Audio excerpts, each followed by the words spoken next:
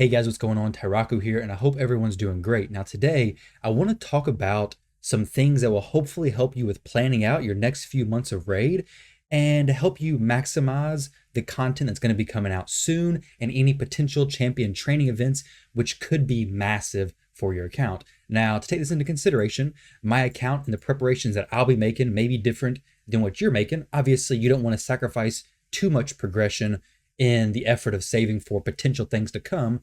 But my account, I have completed the Doom Tower on hard mode. Just today was my first time doing it. I completed Faction Wars, which I'm working on the Faction Wars series still, placed in Platinum Arena, and I'm One King Ultra Nightmare Clan Boss. So my account in general, other than making videos for other champions, I don't really have a whole lot of reason to be leveling up new champions outside of speeding up different areas of the game for me. So the tips that I use may be a scaled down version of what makes sense for you. Obviously, it may not make sense for a new player to hold ranking up their champions to 6-star until a champion training event, but there's some other things that may make sense. So first off, before we get in the video, don't forget to leave a like down below. It helps push this video out to more people and hopefully help more people get prepared. If you're not subscribed, go ahead and subscribe if you're enjoying this content, of course. Now, we've been notified, and the raid what's upcoming video mentioned level 25 dungeons, and if you're watching this video after the level 25 dungeons came out, hopefully you prepared for them pretty well. With that said, I am not going to be farming very much at all outside of these tournaments and events. So we currently have the Yoshi fragment going on right now, and I want to get him, of course. So like, he's a great champion. I typically try to go for all the fragment fusions that I can, and for this one in particular, I'm only going to be going for the rewards, and I'm not farming anything extra. So like this Fire Night tournament that's about to open up, the only way that I would go for the top place prizes and like actually invest more energy above the typical 2,750 points you need to actually get all the side rewards would be if the person who's in second place or the people in my bracket with me are like, say, 3,000 points. If somebody's very low and I can win without expending too much energy, then I'll do that. But something I want you guys to keep in mind is if you're doing level 20 dungeons or you're farming that stage of dungeons anyways, the level 25 dungeons are going to assumably be quite a bit better than the current dungeons right here. They're going to be harder, of course, so keep that in mind. If you're having a hard time doing stage 20s, maybe you can still farm that perfectly fine, no big deal. But for me, I'm trying to stockpile as much of my energy, as much of my gems, and just my resources in general that I can. Like these daily energy potions, obviously these are not all daily energy potions that I get for free, but these ones, these free gift from us to you, I've been trying to stockpile those in my inbox and I haven't been using them. You get quite a bit of energy anyways. Now, obviously, if you need the energy to complete those tournaments, by all means, go ahead and do that. But keep in mind, when those new dungeons come out, if you can push your way through that, you're probably going to get better gear, higher chance to get better gear. And alongside that is the clan versus clans coming out. You may want to save your energy for that as well. So I would definitely be hesitant on investing too much gems, energy, so on and so forth, especially if you want to, kind of be conservative with your resources. And in my case, I do. Now, the second thing I want to talk about that's going to be pretty big and very, very important, I think now is the most important time to start focusing on this, is champion training events, okay? So a lot of you may know champion training events are a little bit of a soft spot because I made a video last Christmas talking about how I was going to win Sir Nick in my champion training bracket. Well, that ended up not happening. I ended up spending a lot more money than I expected to and still got Jingle Hunter. It's actually probably the most expensive Jingle Hunter. Well, there's actually some people who spent more for a Jingle Hunter, unfortunately, but that's where I ended. So I want to let you guys know a few things that I'm going to be doing to prepare for the next champion training event. So I did a little bit of searching around on Google and found a little bit of information on when the previous champion training events were.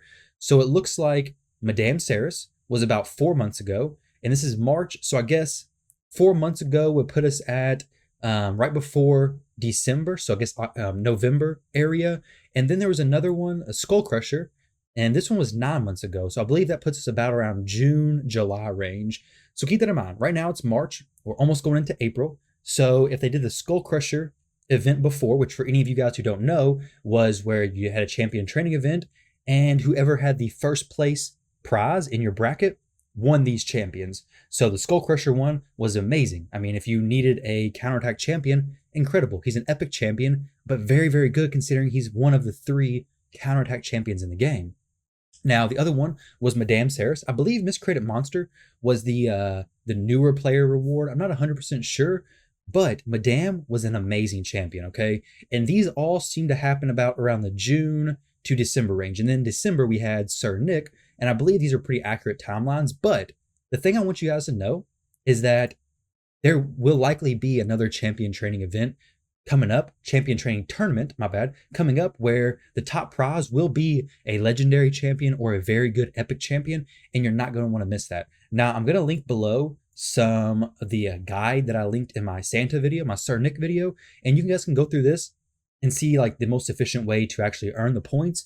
But a few things I want to point out right now that I'm working on that you may want to work on as well.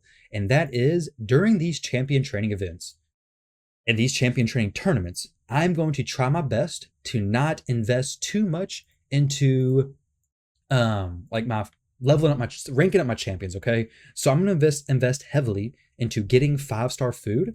So as you can see here, I have a decent stock of level 1 5-star foods right here. So I have this stock right here, and I'm not going to level up any of them, okay? For the current champion training events, like if I was actually trying for the event, I would go through here and invest a brew, a few brews, or run through the campaign a few times to go ahead and boost their level. But I want to save it for those events down the road. So for now, what I'm going to be doing is I'm going to be leveling up these lower level champions, bringing them up to 5-star, just flat, no levels whatsoever, and leaving them there. Now, obviously, if I do need a 6-star champion, so if you're progressing through the game and you need a 6-star champion, go ahead and use that food, of course. Don't let it hold your progress back, but maybe don't be so fast to invest into a new 6-star if you don't actually need them. So keep that in mind before you start investing that, hey, there may be a champion training event coming up and you may want to save for that. And the reason why it's going to be so important to save is because when that event starts,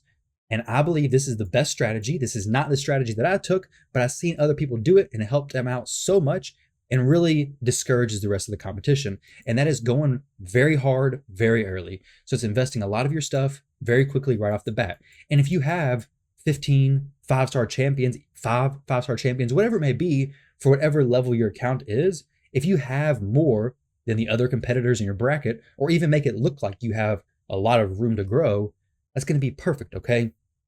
Speaking of, you also want to make sure you have enough brews saved up. It's another thing. Start saving your brews now. You don't really need to use brews in most cases. Like most cases, you can just run a few more campaign battles. Now, I know sometimes when you get, say, Arbiter, or if you get your Lydia, or if you open up a brand new Trunda or something, you're going to use some brews. You're going to want to use some brews, get them to 6-star really quickly, maybe use your gems for the masteries, but maybe consider holding that off. And the reason why I say that is because, for example, let's look at Incubus, okay? He's a Force Affinity champion. You want to use the affinity brew that the champion is. And speaking of affinities, I have something in a few minutes that I want to tell you guys that I'm going to be focusing on that I strongly, strongly recommend you guys focus on to help you with managing your brews very, very well. So when we put this on Incubus, it's 18,750 experience. Now, the information I'm going to be sharing here is without the raid pass. Now, the raid pass doesn't do anything for this part, but it does help in the campaign leveling.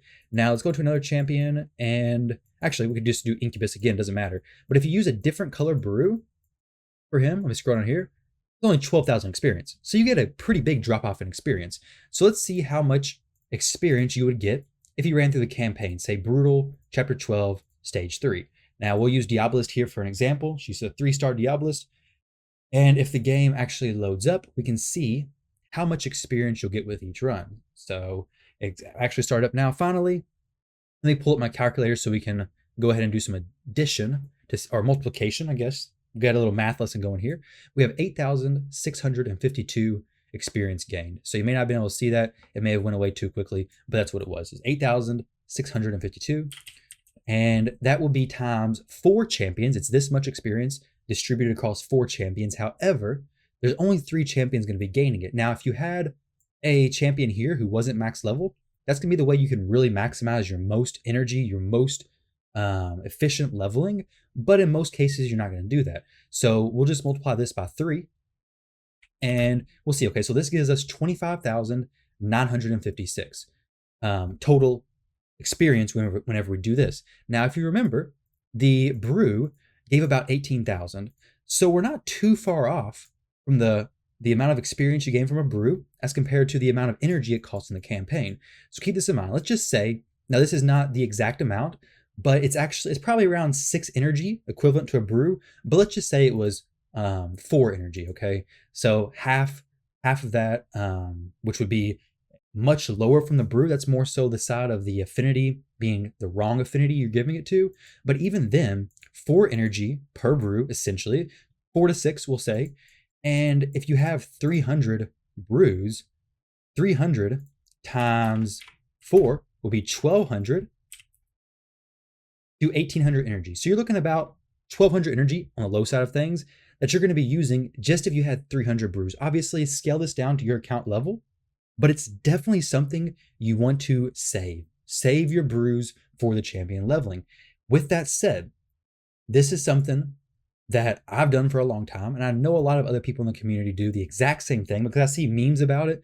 Everybody uses Incubus to level up, all right?